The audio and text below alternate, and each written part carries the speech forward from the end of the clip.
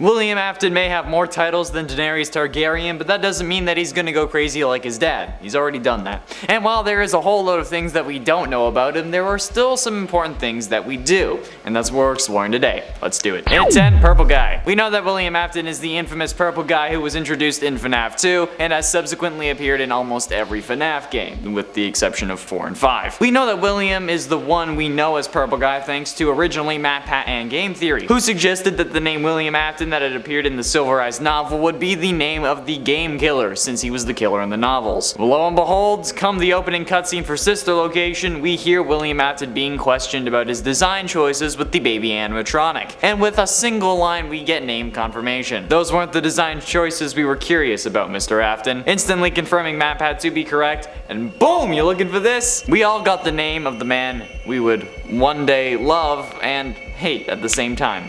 But mostly hate, at least in my case. And at 9, Springtrap. And since we know that William is the purple guy, well, the purple guy that's meant to represent a shadow, we know that William is the character known as Springtrap. We learned this in one of the final Between Night minigames of FNAF 3, where we see William, after disassembling the animatronics, confronted by the souls of his child victims. However, they're, for some reason, freaking him out. I mean, like, it's understandable because, like, they're child ghosts and those are always freaky, but, like, you've already killed them once. just do it again. And in an attempt to feel more confident, or maybe to scare them away, he hops back into the golden springlock Bonnie suit which he used to lure the children away originally. But thanks to a leaky ceiling, the mechanisms holding the robot parts back, known as the spring locks, fail, and William gets shoved full of thousands of tiny little metal bits and robot bits. This is what we came to know as the spring locking. 30 years later, William is somehow still alive and uses the suit to hunt us down during the events of FNAF 3's main game. And at 8, CEO. We also know for a fact, thanks to the aforementioned Silverized novel and the unreleased FNAF AR Faz facts, that William Afton was indeed the CEO of Fazbear Entertainment. He also had a partner named Henry in the books, whose first official appearance in the games was in FNAF 6. Henry's the one who delivered the final speech in that game, and this was proven thanks to the insanity ending,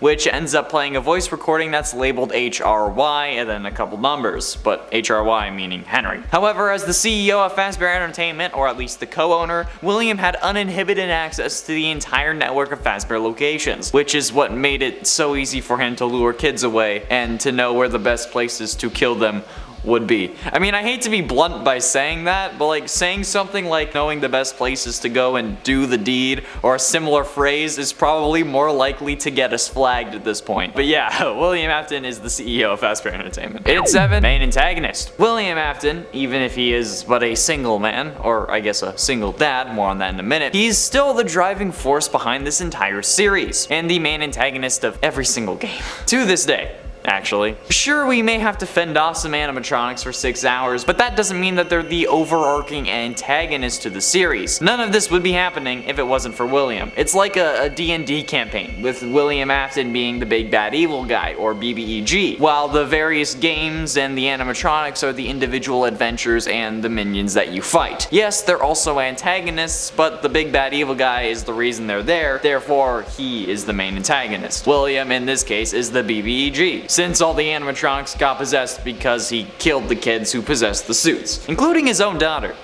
Speaking of which, and 6, family. Afton's family is messy business, with all of his kin meeting some kind of grisly fate. Afton is the first, since he gets springlocked 30 years before the events of FNAF 3, but that's game release date wise first, since in the case of the actual timeline, first up is Elizabeth Afton, who, despite her father's warnings, gets a little too close to her favorite animatronic, which ends up being Baby. However, this causes Baby's killer instinct to activate, resulting in Elizabeth getting grabbed by a giant claw, scooped, and then crushed inside the animatronic, who then she goes on to possess. However, at some point earlier, Afton's wife or baby mama or significant someone ended up dying or going missing or just leaving him. We don't really quite know what. But we can be sure that it isn't pretty, since there seems to be no references to her in any of the game. Crying Child ends up getting killed after his head gets crushed by Fazbear in 1983 and he dies in the hospital. Then William himself gets springlocked and then burned multiple times, and then Michael gets his innards replaced with innards, and and turns physically purple and burns to death in the FNAF 6 fire. There's a lot of fire in these games, and the little arsonist in me loves that. The cops are going to use these videos against me if I'm ever accused of literally anything, and I know it. Halfway through into number 5, first victim. Now the topic of who ends up really being the first victim is still debated to this day. However, there are currently 2 possibilities, so I will cover both options. The first, ironically, and the original first victim was the puppet, Charlotte, Henry's daughter. Keep in mind that Henry was William's business partner and co-owner of Fazbear Entertainment, most likely until his daughter died.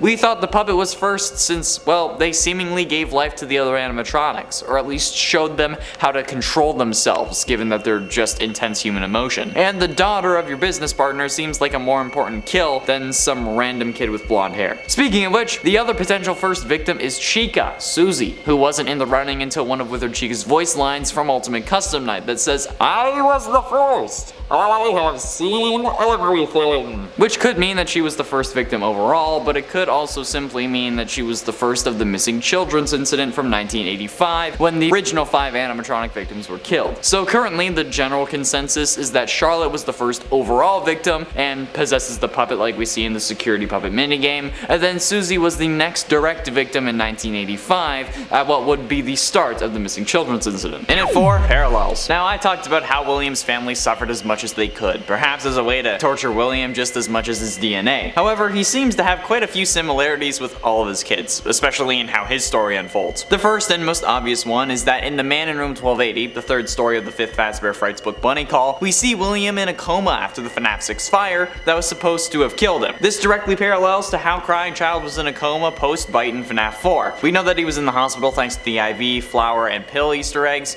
and the heart monitor that stops at the end of the game. However, William also shares moments with his other kids. Elizabeth ends up getting trapped inside Baby and possesses her. William ends up getting trapped inside Spring Bonnie. And while he doesn't possess it, he does control it just by moving. Since, like how Michael is filled with Ennard and his robotic body, William was filled with the robotic bits of that Springlock suit. And, I mean, they're both purple. One is figuratively purple, that being William, but still. Getting close to the end, in at number 3, Possessed. In the same novel where we learn about what happened to William after the fire, we also learn the reason this man always comes back. It's because he was possessed. The one you should not have killed from Ultimate Custom Night is not just an angry victim, but rather the spirit that's been keeping William alive this whole time in order to watch him suffer. In the book, this kid's name is Andrew, but this possession explains how William is able to survive fire after fire, being locked in a windowless and foodless room for 30 years and being shoved full of millions of robotic parts, and how literally anything that happens cannot cause him to actually die with any form of permanence. Of course, now he's sentient code, which is probably one of the scariest things imaginable. So FNAF is about to become a sci-fi series as we try to erase every instance of him as if he was Zoloft from the MCU.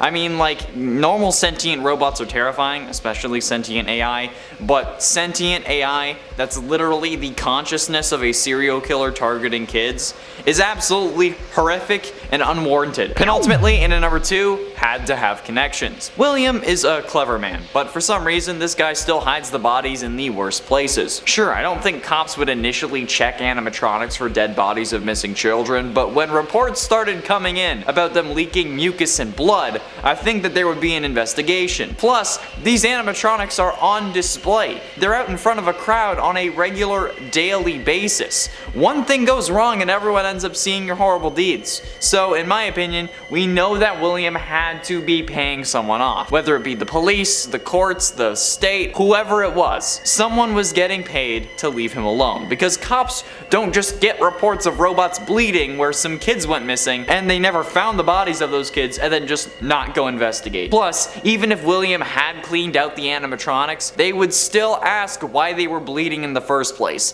and then take these robots in as evidence to inspect and probably have their own robotics expert look at it just to see if they could actually have the mechanisms to leak blood from their eyes, at least if that's an excuse William used. William is a smart man, but damn, he's dumb. And dumb criminals are the ones who get caught. So the fact that he didn't get caught means he had to have some form of connection or payment plan worked out with someone. And finally, in at number 1, he planned his spree. A lot of people wrongfully assume that William Afton turned to killing in an effort to bring back his children after he saw that his daughter possessed Baby. However, thanks to the fast facts found in FNAF AR's game files and just logic, we know that this isn't the case. Quote from the fast facts: "Some of the first animatronics built by William Afton featured claw mechanisms that were able to hide away items inside them. The only animatronics we know that are able to do this are the Funtime animatronics, and that's because of Baby. And since these are some of the first animatronics built by Afton, we know that he always intended for kids to be able to be grabbed and stored inside these robots. Which begs the question, why? Why would Afton want to start killing in the first place?